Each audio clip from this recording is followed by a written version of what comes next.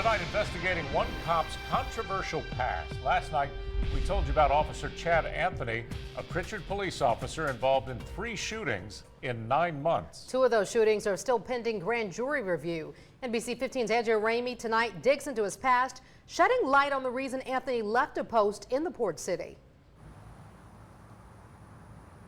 Yeah, Kim and Greg, Officer Anthony is with the Prichard Police Department right now, but back in 2010, he resigned from the Mobile Police Department just days after that department publicly announced a sexual misconduct investigation into his actions while he was on duty. Now, years later, we have tracked down the woman at the center of that story to hear what happened.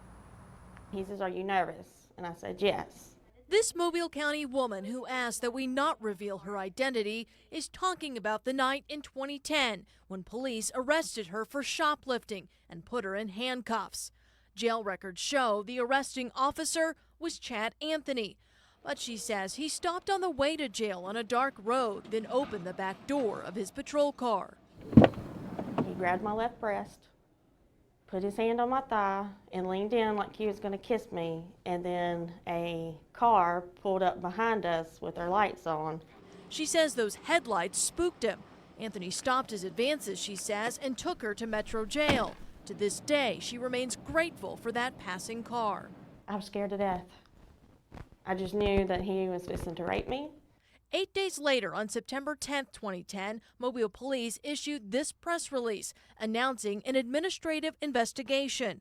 The police chief at the time, Michael T. Williams, was quoted as saying that type of behavior, alleged inappropriate sexual contact with a woman under arrest and in the officer's custody, will, quote, never be tolerated in the Mobile Police Department. 4 days later, Anthony resigned. But the case didn't end there. Prosecutors took the case to a grand jury, and Anthony was arrested in April of 2011, not for a sex crime, but according to the indictment, arrested for the misdemeanor charge of harassing communications. September that year, court records show he pleaded guilty. The woman thought that would be the end of Anthony's law enforcement career. I also thought with a harassment charge that nobody would want to hire him.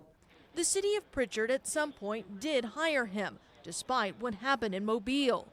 With only a misdemeanor conviction on his record, Prichard would be cleared to hire him. But this woman now questions if what happened to her has been the only time. Now, we reached out through the Prichard Police Department seeking comment from Anthony, and were told yesterday that he declined to speak with us. Reporting live tonight in Prichard, Andrea Ramey, NBC 15 News.